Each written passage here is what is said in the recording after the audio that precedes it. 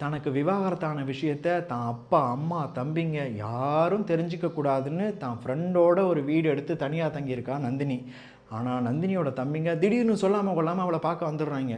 சாப்பிட உட்காரும்போது, அக்கா மாமா எங்கன்னு கேட்குறான் தம்பி. விவாகரத்து ஆயிடுச்சுன்னு அவள் சொன்னதுமே பசியில் சாப்பிட உட்காந்த தம்பிங்க 2 பேரும் சாப்பிடாமலே போய் கை கழுவுறாங்க. அக்கா சொல்கிறா, அப்பா அம்மாவுக்கு மட்டும் இந்த விஷயம் தெரியாமல் பார்த்துக்கோங்கன்னு.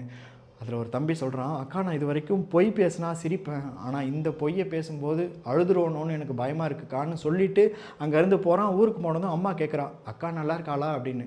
பேசுனா ஏதாவது உளறிடுவோன்னு இட்லியை எடுத்து வாயில் வச்சு வாயை மூடிட்டான்.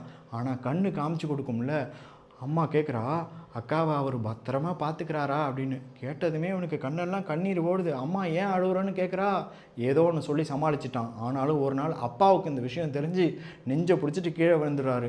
அங்கே ஆஸ்பத்திரியில் நந்தினி இருக்கும்போது ஒரு குட்டி பொண்ணு வந்து, எனக்கு உடம்பு சரியாயிடுச்சு, நான் வீட்டுக்கு போக போகிறேன், ஸ்வீட் எடுத்துக்கோங்கன்னு கொடுக்குது. அதே நேரம் நந்தினி கிட்ட ஒரு தந்தியை வந்து ஒருத்தவன் தரான். தந்தியை வாங்கி படித்தா அவங்க அப்பா நெஞ்சு வலியில் இறந்துட்டாருன்னு எழுதியிருக்கு. நந்தினி அழுவுறா. இந்த குட்டி பொண்ணு வாயில் லட்டை வச்சு சாப்பிடுன்னு சொல்லுது. அந்த அழுகையிலையும் அந்த குட்டி பொண்ணுக்காக கொஞ்சோண்டு சிரிச்சிட்டு அவள் போகிறா. ஊருக்கு போயிட்டு வந்துடுறா. கொஞ்ச நாளுக்கு அப்புறம் வேலையில் இருக்கும்போது மறுபடியும் ஒரு ஃபோன் வருது, உங்கள் தம்பி இறந்துட்டான்னு. அப்பா இறந்த காயமே இவன் மனசில் இன்னும் ஆறலை.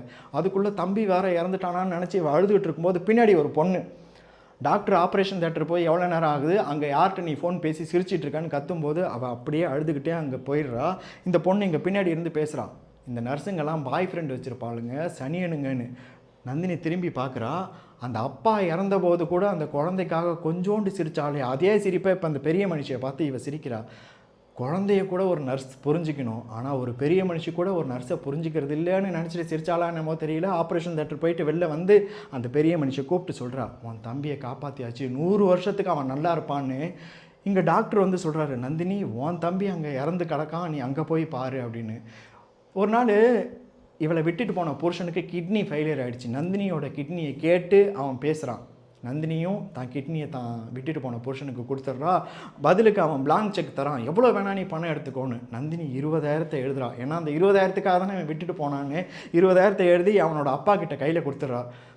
அவன் மூஞ்ச கூட பார்க்கக்கூடாதுன்னு கழுத்தை பிடிச்சி தள்ளி விட்டவன் இப்போ நந்தினி முகத்தையே பார்த்துக்கிட்டு அவள் காலை தொட்டு முத்தம் கொடுக்குறான். ஆனால் நந்தினி முடிவு பண்ணிட்டா, இனி வாழ்க்கையில் யாரையும் கல்யாணம் பண்ணக்கூடாது, 24 மணி நேரமும் நான் நர்ஸாக தான் இருப்பேன் அப்படின்னு. ஏன்னா அவளை பொறுத்த வரைக்கும் இந்த உலகத்தில் உள்ள எல்லா தொழிலை விடவும் இது வசதியான தொழில் நம்ம எல்லாம் பெருமைப்பட்டுக்கணும். காதலில் தோல்வி அடைஞ்சவங்களும் வாழ்க்கையில் விரக்தி அடைஞ்சவங்க தான் இந்த தொழிலுக்கு வராங்க நிறைய பேர் நினைக்கிறாங்க. அது அவங்களோட அறியாம